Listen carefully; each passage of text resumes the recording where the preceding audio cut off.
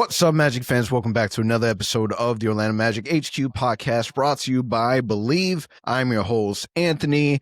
Called out for 2 times this week. So my man Steven from the Close-Up is here filling in. Steven, what's up, my man? How you feeling? How you doing? Happy Thanksgiving. Doing great, man. Happy Thanksgiving to you. I'm chilling, man. Kind of wrapped up work for the week. We're recording this Wednesday, November 26th in the afternoon. Just wrapped up my work.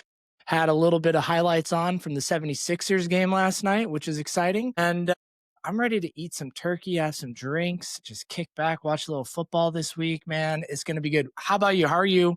What you got going on for Thanksgiving? We're spending some time with the in-laws. Typically, my Thanksgiving, I'm sure a lot of people have this same type of event, but typically we spend it in 2 different places, kind of splitting time with family. This year, we decided we're just going to do it all together. So we're going to be at one spot, one place. And yeah, man, just waiting and looking forward to the good times as a family, being grateful for this year and thankful for all the things that is coming up ahead. And perfect timing, man, because the Magic have been playing good basketball and there's a lot to be thankful for. So real quick, in today's episode, since Al isn't a part of this episode, the agenda goes out the window. And in typical Anthony Steven fashion, man, we're going to talk about hot topics. We're going to just go back and forth, man. We'll keep it very casual.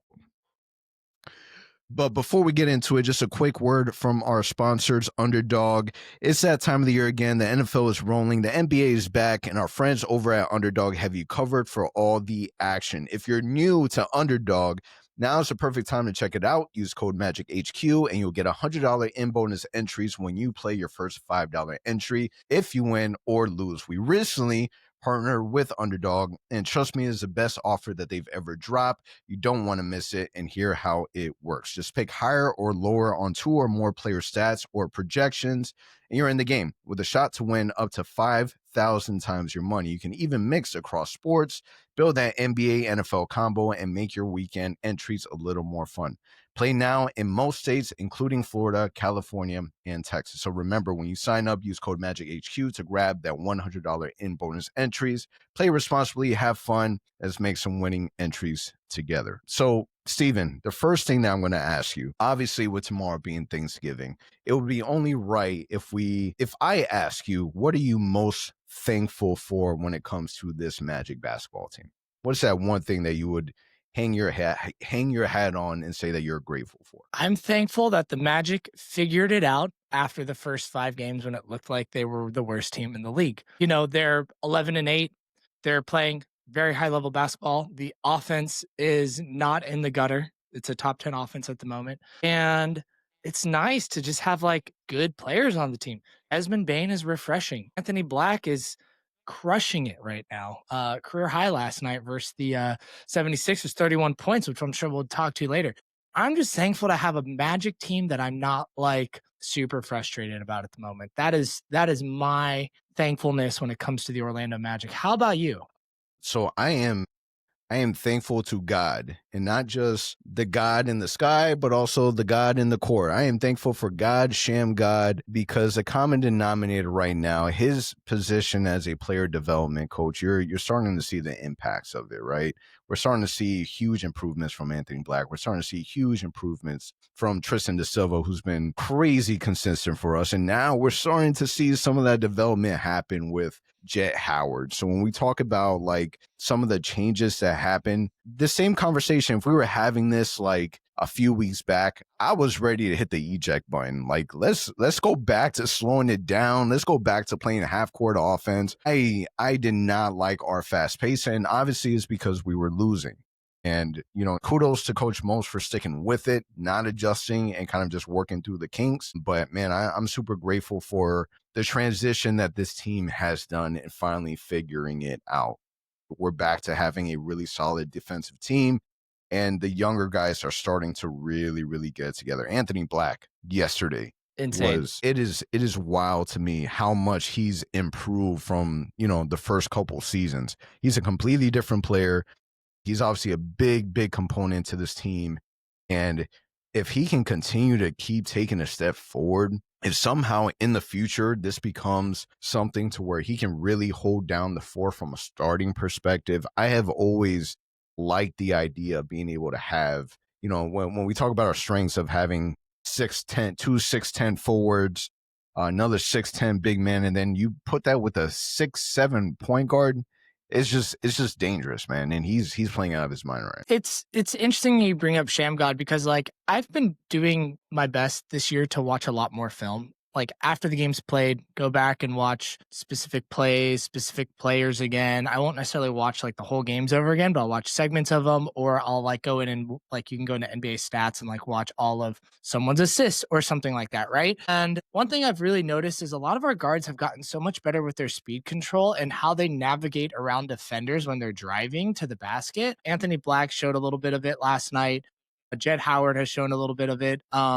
It's just been really fun to see. And like Anthony Black, particularly, like his finishing at the rim has gotten so much better. I don't have the percentage off the top of my head right now, but it's drastically improved from years past. He's gotten very much more efficient in that area. And then when you look at how he's kind of doing that, like how he's navigating around defenders, how he is kind of shifting his speed faster and slower in certain segments within his drive to get to where he wants to go. It's just been really impressive. And like that seems to be a direct connection to Shamgod being added to the staff. So I fully agree with you on that one, man. Like that's been really cool to see. And like even Jett Howard, he's like, I think some of us saw it that he had the potential out of college to do a little bit more than just shoot. And he has. Like we saw it during the Celtics game where he was able to not just do catch and shoot threes, but he's got some nice step backs to him. He's been able to, okay, he's attacking closeouts more. If he doesn't have the cleanest three, he's going to step in possibly and take a mid-range too.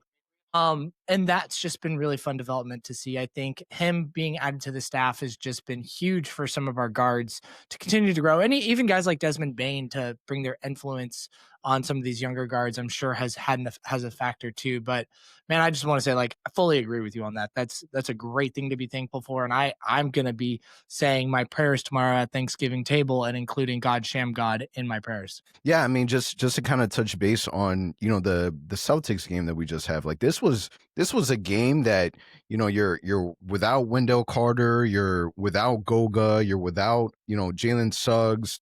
Last minute scratch off of Goga, so you have Orlando in the game, and it's just you kind of feel defeated even going into that matchup, and it's already against a team that we obviously have a history with. We don't like them, they don't like us. There's always a little tension with the team as well, and a home to road back to back is never ideal. Right. So you're already going into it knowing that it's going to be a rough game. Even the messages that we had beforehand, it was around the segment of, man, this game might be rough. Hopefully it's not too rough. And it did look that way. And it looked like it was edging towards that path. And the big debate of that game was obviously Jett Howard went crazy, put the Magic on his back, scored in multitude different ways, and Boston just couldn't find a way to stop him. Like, this is Jett Howard. Like, you mentioned it, we've seen like the potential of it, but I don't think that I've ever seen him be as aggressive penetrating to the basket as he was typically. And for him, I'm going to take advantage of the time that I have. If I'm only going to be in the game for 5 minutes, if I catch a ball, I'm going to shoot it. Like, I don't blame him for playing that way, but the way that he was playing was beautiful. The way that Jace was playing was beautiful. What Penda was doing was amazing. They were all finding ways to kind of dig back into this game, and they were able to get it within 6. So my question to you, Steven, is during that game when we started really crawling back and it turned into a possible, like, we could steal this one. Celtics, they're playing Jaylen Brown. They're playing all their best capable players. Do you agree with Coach Most deciding to stick with the team that brought the lead, cut the lead down? Or do you wish that towards the end he would have made and pivoted that transition and bring in Desmond Bane and bring in Franz Wagner? I go back and forth on this because, like, in one ways, it's really nice to see Coach stick with the hot hands and, like, kind of reward the guys that kind of brought him back. But at the same point, when you're relying on that many young people to close a game on a comeback win, like, that's a tough ask.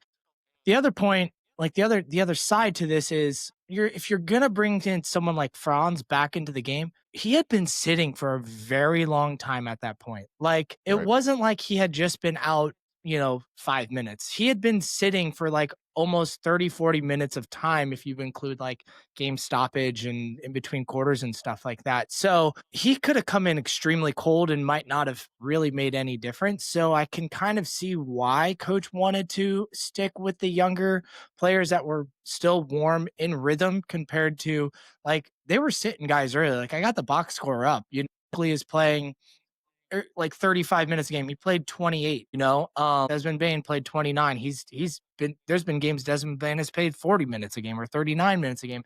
So these guys have been out for a very long period of time. So that's a hard decision. I don't mind the fact that he stayed with the young guys and rewarded them to try and close it out because when you bring in someone who is cold and hasn't touched the floor in 40 minutes or so, 30, 40 minutes, not only do you not know if they're going to be in rhythm or not, but they might just simply be at a higher risk of injury on a night of a back-to-back where they've played 4 games in 6 nights, 3 games in 4 nights. Like that's kind of a potential injury risk there. And is it really worth to put those types of risks on these players in November when it was already pretty much a lost game from the start? Like, I don't know. I just didn't. I can hear the argument for both sides, and there's part of me, depending on what hour of the day I'm thinking about this, on which way I'll say. But right now, like, I'm okay that he didn't bring them in and just let them, keep riding the hot hands. What about you? I'm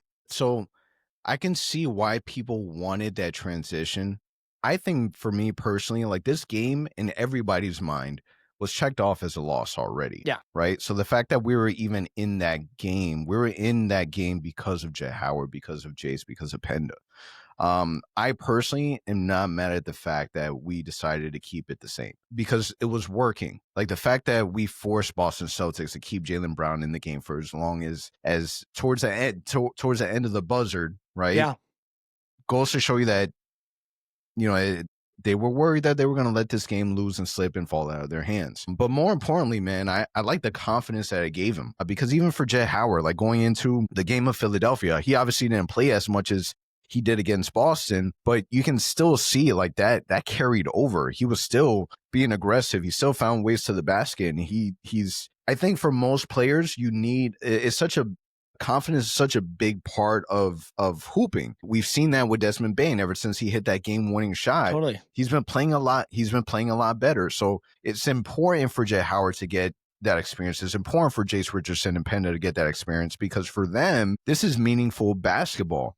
And this has been the thing that the Magic have been fighting for so long is to be able to get the experience of meaningful basketball in order for these players to really develop. So yeah, we didn't get that specific win. Could we have brought in Desmond Bain and Franz Wagner in a mixture of Jett Howard and maybe Jace Richardson? Sure, we probably could have did that, but I surprised myself. I was surprised by how much I enjoyed watching that game because I was yelling at the screen. I was getting excited for a game that we chalked off as a game that we were going to lose because we were missing so many bodies. Yeah, no, absolutely. I agree with that a lot. And, I think what it is also going to do is just continue to build trust with the coaches that, we saw last night. Jonathan Isaac didn't play. He was a late scratch with some back spasms versus the 76ers. And, right away they put in Noah, and they probably would have done the same before the Celtics game, but now they're putting him in with more confidence, knowing even more that he can show up for these bigger moments, right? Noah got a little bit of play kind of at the beginning of the season when some things were really like off with this team, but he hasn't really touched the floor in a very long time until that Celtics game in meaningful minutes. And, he showed up last night during the Philly game and played really, really well. And it's just going to continue to give the confidence to the coaches where if a player is really not feeling it, they can go to their bench a little bit more confidently and say, okay, go Jace, go fill in for Tyus. He's not bringing it right now. Go Jett. You've already been playing a little bit of minutes kind of regularly since Paula's been out, but you've been doing really well. We're going to keep you in and keep plugging you in. You're going to keep getting minutes. Like, there's just going to continue to build confidence with the coaching staff with with that type of game. And even, during the 76ers when, Jett Howard played 18 minutes, Noah Penda played 22 minutes. Like those are just more confidence buildings, not only for the players, but for the coaches as well. And I think that's super important. Yeah, and I think that's also a reminder, like, uh, this Magic team has we're pretty deep. Like players can come in and contribute. Ace in his limited time that we've seen him be implemented into the games, he's being impactful. He's scoring and he's doing it in ways where I didn't watch him in college. I was excited that we drafted him. But the fear has always been obviously his size, his injury, and then kind of just the PTSD that we've gotten from Cole Anthony. Cole Anthony was a player that came in just as hot and then he just kind of lost it towards the end. But there's definitely an element of Jace to be excited about. And again, that experience is just going to be able to, hopefully transition into whatever may happen in the future, right? We think about players being injured, we think about different opportunities that may come up, and that experience is just going to be able to help him away. So it's cool to see that he trusted them enough to be able to keep them in the game to have that moment. It was even better for me to see some of that carry over into the following game, which leads me into Philadelphia. Obviously a huge game with playing implications. Magic, we'll start off with the first half. Anthony Black goes absolutely ballistic, pretty much scoring from every possible way. From defensively he was getting stops, shooting the 3-point ball, penetrating. One of the things I really love about Anthony Black is that he's looking for moments when he's driving to the basket. He's looking to slam it, man. He's looking to dunk the ball on people's heads, and he's doing it way more frequently. Like there was one that he missed, and then there was another one that he hit, and he's doing it in a way where it's shaking the floor. Like my TV, I felt like it was moving after, certain plays that he did. So the way that he's just penetrating to the basket, and he's not just relying on lazy layups. Like he's driving the basketball on defenders, and he's really trying to slam it on people's heads. So it's nice seeing that from Anthony Black, because I feel like that's where his athleticism really shines, or at least that's what we need certain elements for us to shine, because it brings a certain level of swagger and edginess to the Magic that I feel like we haven't had in a long time. So my question to you, Steven, is how impressed were you with his first half? And then when it comes to Anthony Black, what do you feel like we need the most? What's the most consistency thing that we need from Anthony Black moving forward? Yeah, no, good question. I mean, dude, the first half was insane. Like, it's just so fun when he is feeling that aggressive. And then, like, not only because we've seen games with him being aggressive with his drives and getting to the basket, like the Golden State game is a game that reminds me of that. And just in general, like, he's just been more aggressive with trying to get to the basket and scoring. I think he's had a dunk every single game so far this year, or something like very close to that. And like you mentioned, he is looking to slam it on someone's face. And that is fun because, he's almost like our most athletic wing at the moment. And like, it's kind of fun. It's kind of fun to see him gain that confidence. And then to see him put up 20 points in a single quarter after the night prior, or the game prior where Jett Howard also put up 20 points in a single quarter, which, like, that's a lot of points to put up in a single quarter. That is a lot. It's so much that the Orlando Magic PR throw out a post about it saying Anthony Black has scored 20 points tonight in Philadelphia in the second quarter. It's like, that's pretty awesome, I think what this team needs from him consistently going forward, though, is like two things. One, to stay that aggressive with his mindset of looking to score, right? I want to see him continuing to drive to the basket. I want to see him continuing to cut, looking for lobs. Like some of those lob catches that he does are just so ridiculously fun. Like there was one last night, I think it was a Jalen Suggs pass to him, like almost cross court, like from the halfway point.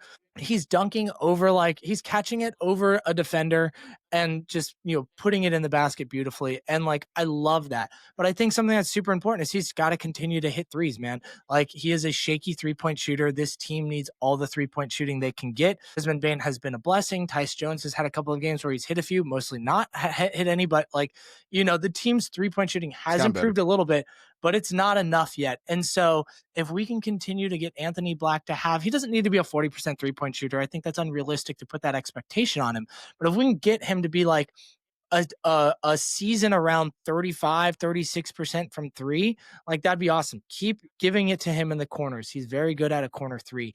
So those are kind of like my two things: staying aggressive offensively and then continuing to shoot confidently from three. Because when he's shooting confidently from three, they go in a little bit more regular. Yeah, and for him, it's just impacting both sides. Like it's fun to be able to see him in his element offensively, but defense, he's been so good also. Like it's just been it's a havoc for everybody. Yeah. Like you have to deal with Jalen Suggs, you have to deal with Anthony Black, and Anthony Black, like he's quick laterally, but it's also his size. Like 6'7" is no joke, and for him to guard a smaller guard, it's rough because he can stretch his arms out and he can cover a lot of space. It's easy for him to like poke balls free from a ball handler and like create those fast break and steal opportunities because of his length, right? You know, he can guard like 1 through 3 pretty well. You know, occasionally if he gets stuck on a 4, like he might get bodied a little bit because he's still kind of growing into his size. But like you said, he's 6'7", you know, like he's a tall, lanky dude who's can defend at an extremely high level. At this rate, dude, like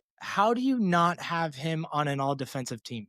You know, it's, dare I say, he has been more, I will put him up there with Suggs, yet I think sometimes Suggs gambles a little too much on defense where Anthony Black doesn't gamble as much. And sometimes that's like almost a higher value. You need Suggs. He's a complete disruptor. I'm not trying to downgrade Suggs. He's phenomenal. But I don't see Anthony Black making as many like big risky gamble moves on the defensive end as I do with Jalen Suggs. And that is like super valuable to both these guards and to this team. Like you need both of those types of players. Yeah, and what's fun is that you think about what the team will look like in the future, in the near future. Like once you start implementing Paolo Banchero back into the lineup, Tristan da Silva falls back into the second unit. You know, Mo Wagner, we're starting to feel like it's coming sooner and sooner before he gets implemented back. So then you're looking at a second unit of, you know, Anthony Black, Tristan da Silva, Mo Wagner, like that's a second unit where it would be scary because if you can sit down Franz Wagner, Desmond Bane, Paolo Banchero, and replace those guys with second unit players who can still impact the game while they're out, it becomes a problem because it's too much to handle for their teams, especially the way that the Magic play. The Magic play so tough, so rough,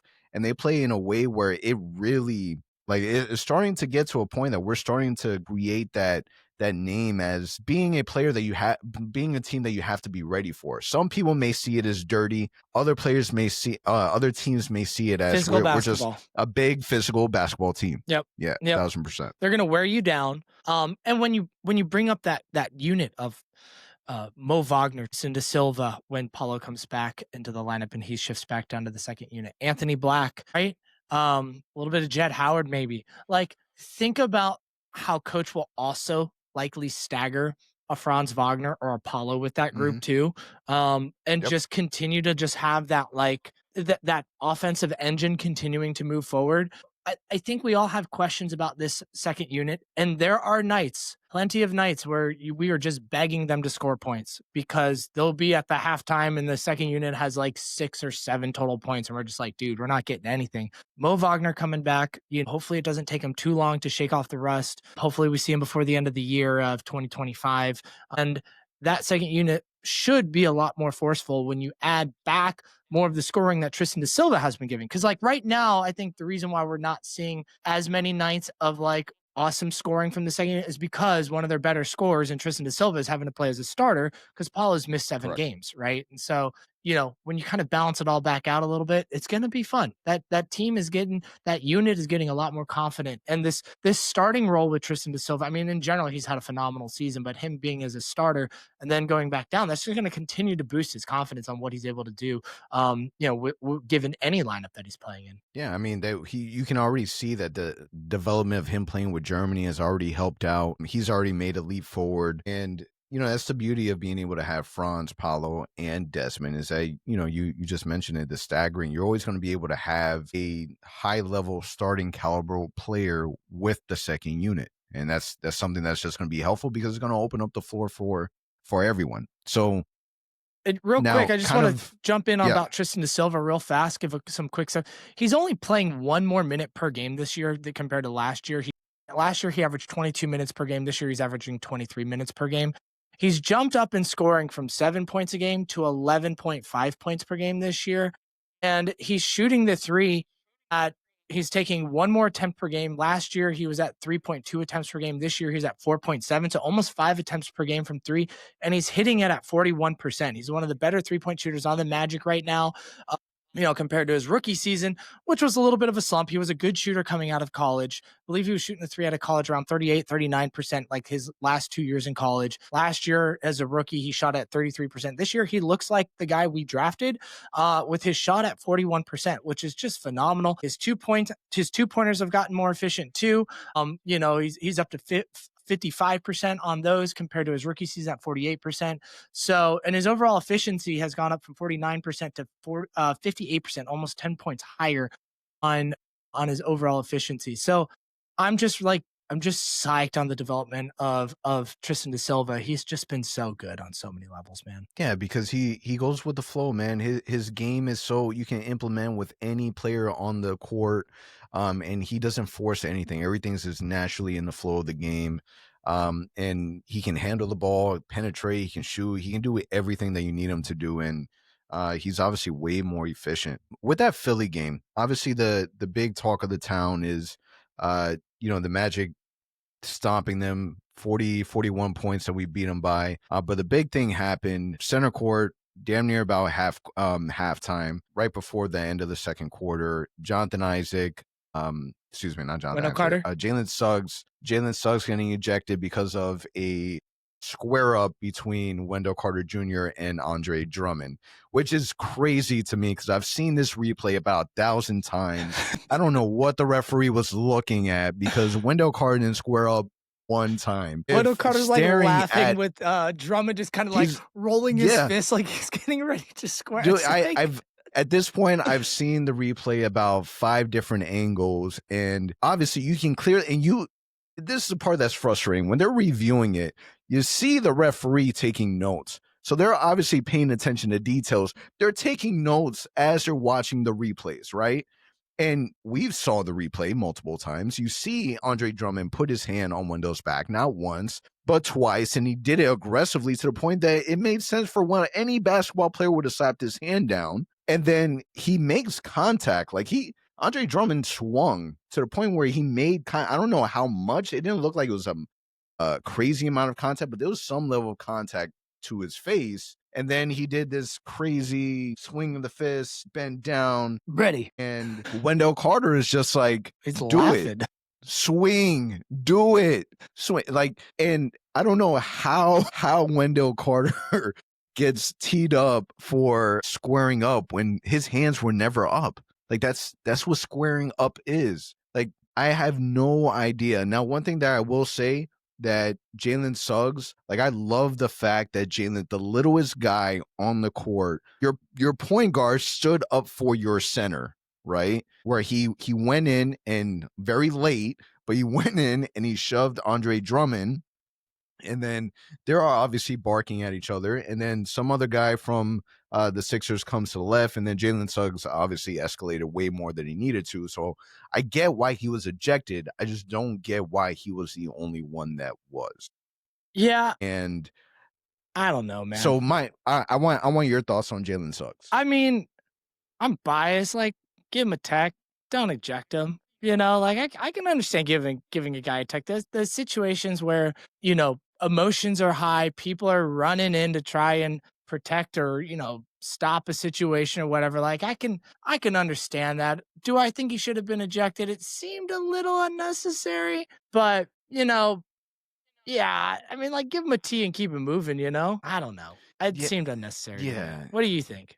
Yeah. Jalen Suggs was, he took it too far. Yeah. I mean, in my opinion, he took it too far. Did he take it too far enough to get ejected though? I don't know. I think just tee him up and keep him moving. I think the part of the ejection came where it was just it should have stopped after the first and it didn't. And so he kept going. He initiated and then he initiated elsewhere. So that part I get, but so did Andre Drummond. He's the one that initiated everything. I forget it. I'm okay with Jalen Suggs getting ejected. Yeah, it's just Jalen Suggs shouldn't have been the only one. Yeah. And Jalen Suggs was extra, and it was funny. I'm seeing the post game interview that they were doing on him, and the team in the back. You can hear him saying like calling him a hot head and him being crazy because he was. And Jalen Suggs, man, if obviously you pay attention to his interviews and conversations, he seems like a very chill Zen guy, and I like the dog. He plays with a lot of intensity, though, for sure. Yeah, and I can see how that could take over. I like the fact that he stood up for Wendell Carter. I like the fact that he threw himself in the mix. But yeah, that anger came out of that. The anger went from 0 to 1,000. Yeah, that probably could have been. You're right. Been saved. Yeah, I pedal it, back pedal. Give him the 2 tacks, eject. Yeah. Sorry, Suggs. Yeah. But the fact that the Magic still won by 41 is crazy. And I saw a social media post earlier today from I guess a fan podcast where they were kind of talking about it from the Sixers perspective. And the Sixers fans were pretty much saying like, Andre Drummond, what are you doing? Like you're doing this down 26 and you do all of that. Kind of ridiculous. Then lose by 41. So it's cool to see Wendell Carter's reaction because he seemed unfazed about it. It was also cool to see that the Magic were able to not let up. They didn't let that moment like change anything at all. And they got the job done and won by 40. Totally. Crazy. Totally.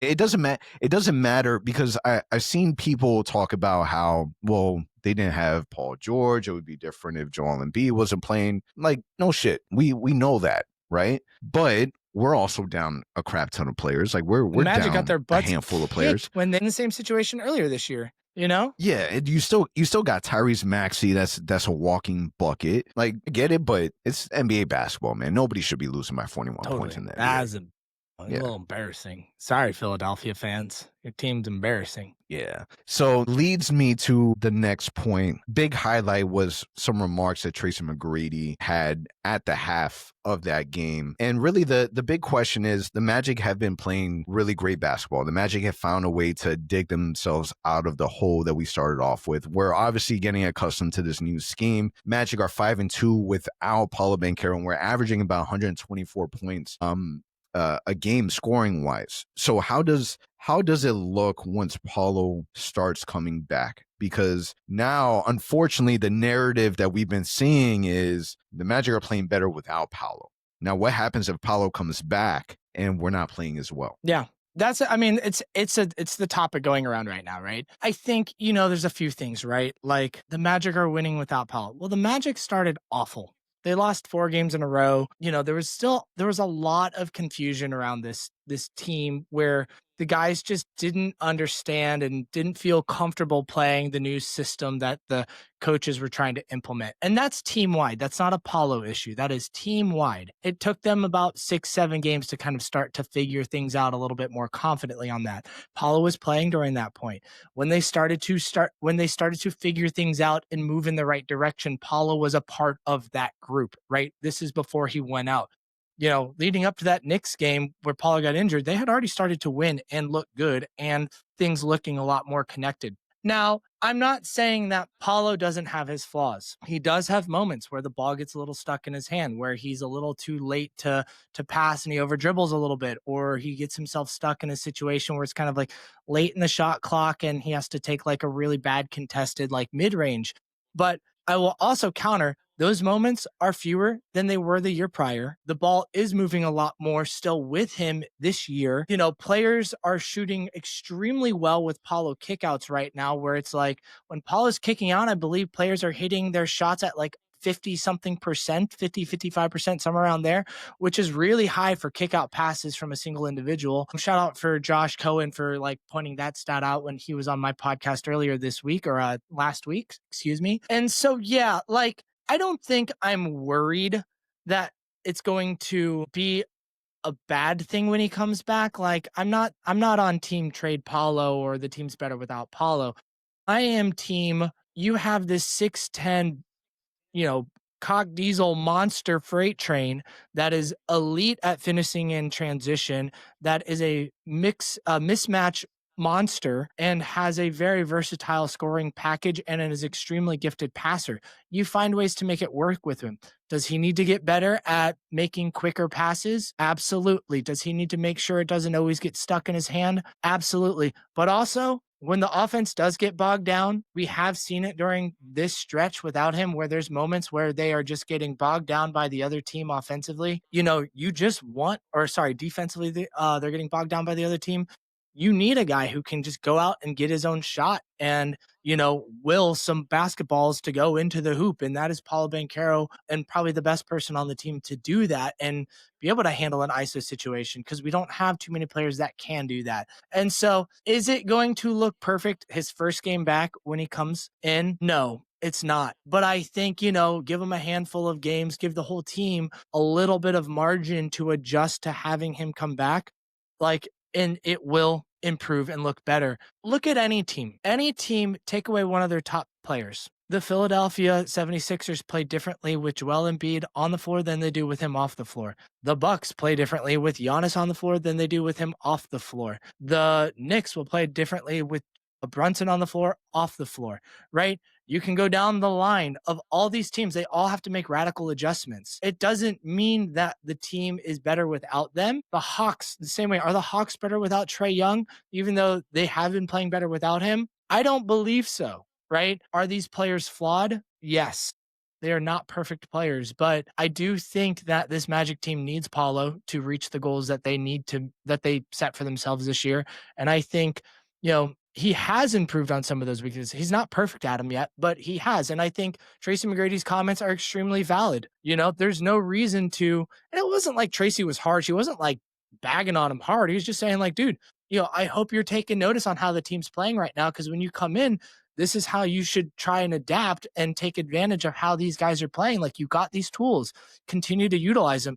But Paulo is having career high in assists and career low in turnovers since his rookie year. So it's like, he's finding the rhythm, he's finding the passes, and he is a very gifted passer at, dishing the ball out to people. And so I think it'll be fine. I am Team Paulo all the way. I'm not saying he's perfect and doesn't have flaws on kind of like sometimes stopping ball movement, but I think it's going to be okay long term. The season was so early before he went out. It's hard to really know if he was like, I mean, I saw that he was starting to adjust with the whole team finding the offense, and I imagine he would have continued to adjust had he not gone out and to help go on this type of run that they're on at the moment. Yeah, I think that where people get conflicted is we already had a sample size last year where Paulo went out, Franz was still holding down the fort, Yeah, and we were winning games.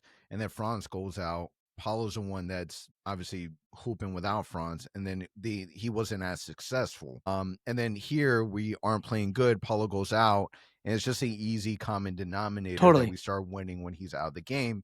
Where it's, I agree, it could. There's no way that we can prove that we wouldn't have figured it out with Paolo Banchero. If we didn't have, and this is obviously a completely different scenario, but if this was our team and our off-season acquisition is adding Paolo Banchero to this team, we're thinking championship, right? So I think that for us, we got to be patient with Paulo because he's too impactful of a player to where the team will need an adjustment. I think that he is also a team player and he will adjust. Like he's never came across to me as somebody that cares more about him than he does his team. He already got the bag. He already got the contract. Right now it's about winning basketball games. He doesn't have to worry about stats and all that other stuff. He has to worry about winning basketball Yeah. games. And I think that what Tracy McGrady said, as you said, I don't see anything wrong with him. Tracy McGrady can talk from a specific perspective because he was a franchise leader. He did it for this specific team. And him just highlighting the fact that, Paulo, you just can't slow it down. Like, while you're sitting back, be grateful at the fact that you have, acknowledge the fact that you have a talented team.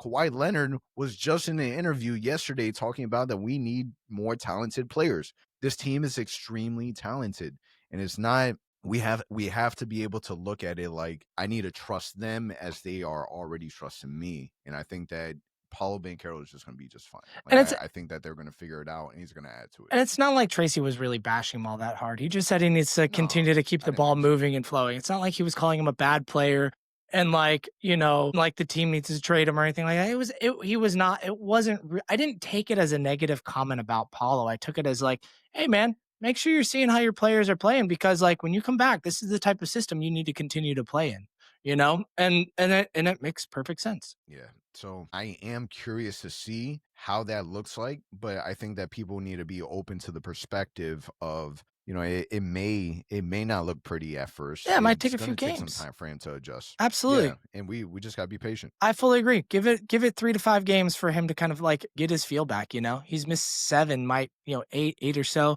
I'm hoping we get him back on the next game versus the Pistons in the Cup game on Friday. If not, then I hope it's likely on that 3 game homestand. Maybe versus the Bulls on that first game back, Yeah. where he comes back and yeah, man, I'm with you, bro. I can't wait. I can't wait to get him back on this court. He's awesome. Yeah.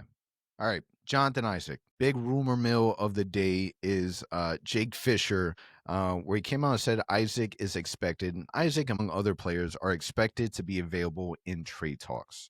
Jonathan Isaac, our longest tenured Orlando Magic player. What are your thoughts on JI potentially being on the move? Are you for it? Are you against it? Do you have concerns? Or would you prefer the Magic continue to ride the Jonathan Isaac experience out? I'm fine with it. It makes sense, man. This team, like if Mo Wagner comes back and is looking good, you can probably get move on from Jonathan Isaac pretty easily while having Goga and Noah Penda to kind of fill in for that role. And you kind of don't know what you might get back for Jonathan Isaac with something else.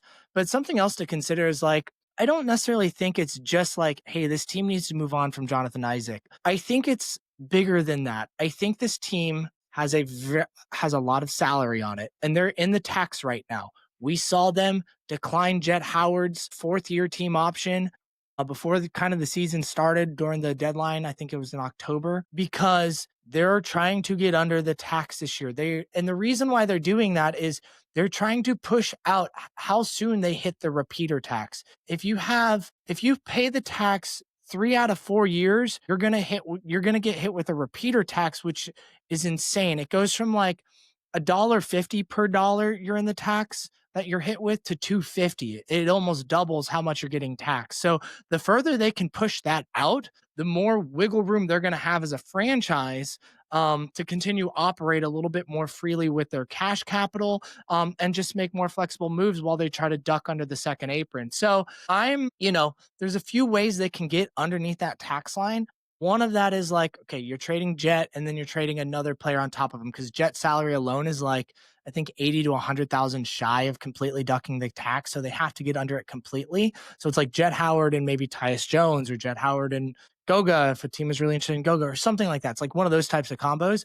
And then, or it's like you move on from the power forward who plays 15 minutes a night and has kind of had a up and down season. He's got a really good game, like 1 out of every 3 games. The other 2 games are like just kind of fine. He's not shooting the ball very well. He's like playing good defense, but not elite defense. And he's owed $15 million a year for the next 4 years, as long as he plays 52 games each year.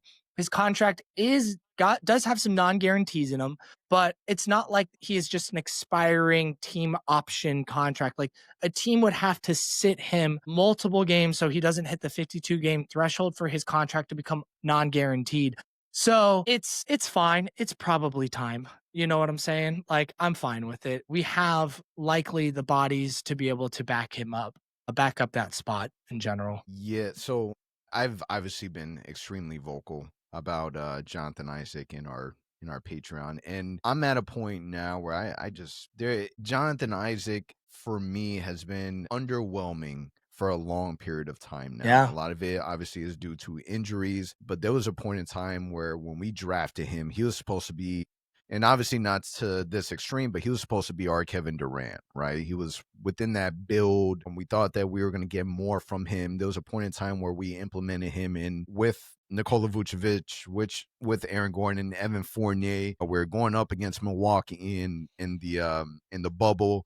Like there was times where I felt like Jonathan Isaac was the future, and there was a lot of hope. Defense was obviously a huge deal, and we're at a point now where we know what we have with Jonathan Isaac. He is playing underneath his contract, and I think that that's my biggest issue. If Jonathan Isaac had Mo Wagner's contract, I wouldn't be so No bothered worries. about Yeah, Jonathan totally. Isaac.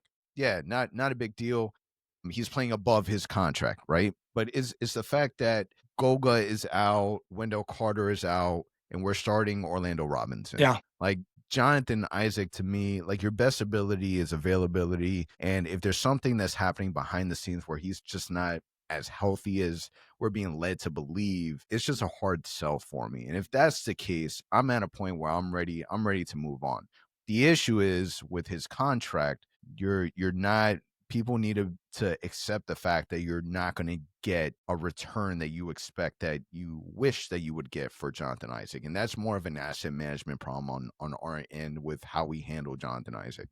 But I'm at a point where I sent this to our group chat, where if you take a look at Mo Bamba's stats with Jonathan Isaac stats with the same amount of games, more or less, and obviously there's more to basketball than just stats. Stat wise, Mo Bamba had better stats than Jonathan Isaac over his period with the Magic. So that's a problem to me, because we take a look at how he's playing now and still shooting low percentage 3-point shots from that corner three that he likes taking. Sure, he has a few defensive moments, but he's not even playing in the game long enough to really impact it the way that we want him to. So I don't know what the hell we would get back for Jonathan Isaac. I don't know what his value would be, but what we're paying him now is what we should be paying Mo Wagner, and that's my issue with Jonathan If Isaac. this team didn't have like tax issues and salary issues, I wouldn't care as much. I'd say like ride it out. He could still have some really valuable playoff moments, which are super key. Like if I'm having to pick between Noah Penda or Jonathan Isaac to like play at a high level in the playoffs, I'm picking Jonathan Isaac every time right now because Noah's a rookie.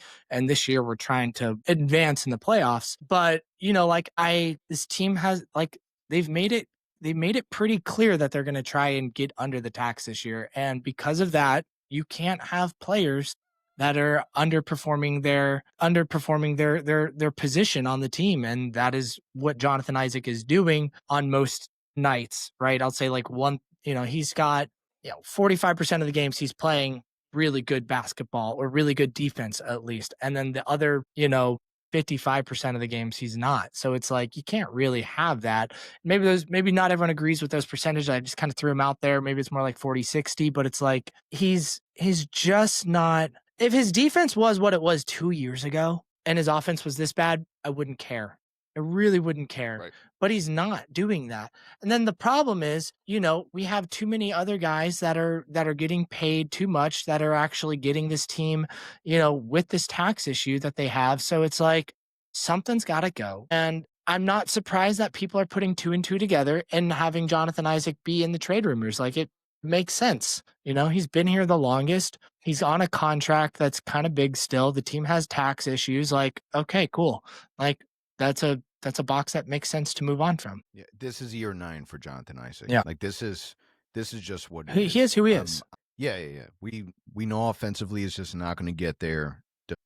We're at a point where he has moments. It's not even something that's really consistent for us. And his best offensive trait is going to be the putbacks and rebounds and the activity around the glass. And that's just what it is. We have to ask ourselves, is that $15 million worthy? And I'm not going to be upset if he's not. on this team past the deadline. Like, I'm not saying the team has to move on from him, but I'm saying it's likely that they do, and I'm not going to be upset when they do it, right? I'm not like, dude, get this guy off this team. Like, I think he still has some value here and there for this team. Like, again, I think he could be valuable for us with certain matchups in the playoffs.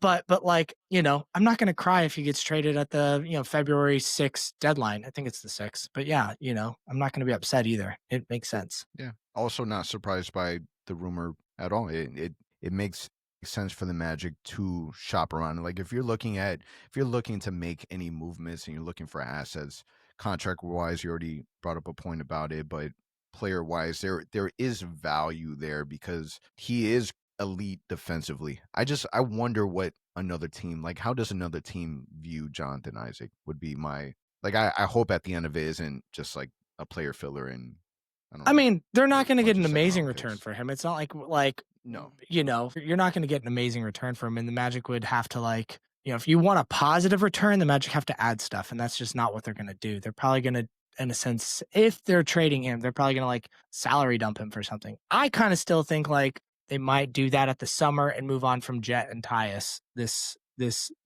deadline and find a guard to kind of fill in for those guys, you know. That's kind of possibility, but like we're a little too early to be talking about all that. But yeah, not surprised he's in the rumor mill, man. Makes sense for a lot of the reasons you said and I said it. Like makes a lot of sense for sure. So, and shout out to our Patreons. I'm just going to give them a shout out. We have a pretty awesome Patreon program. We forgot to say this in the intro. If you're at all interested in joining our Patreon program, it comes with a lot of exclusive content. It comes with a really active Discord. We have a really awesome Discord community. And, you know, we do all sorts of different things for you guys, exclusive articles, exclusive videos, even exclusive podcasts just for you all and giveaways. Consider joining. The few dollars that you spend a month to support Orlando Magic HQ just goes back to you guys. Essentially, it allows us to keep putting out these podcasts, keep doing giveaways and fun fan experiences. You know, consider joining. The links in the description below. For as little as $5 a month, it helps us tremendously, and we think it gives you guys pretty darn good value in return. And it allows you to join a really fun community that's really active daily on our Discord, as well as all the other benefits. So check it out. The link's in the description. Yep. Big games coming up. Magic against the Pistons on Friday. Our final in season. Well, hopefully not our final in season tournament game, but definitely a huge game against the Pistons, who will play against the Celtics, and then they got us. But they've been playing some really good basketball, 15-2. Then December 1st against the Bulls. Spurs will be able to see Victor Wembanyama, and then December 5th against the Heat. Man, Steven, I appreciate you joining, filling in for Al. I hope you and your family have an awesome, awesome Thanksgiving. And that's a wrap from us, man. I appreciate everyone for listening, and we'll catch you guys on the next one. Let's go, Magic.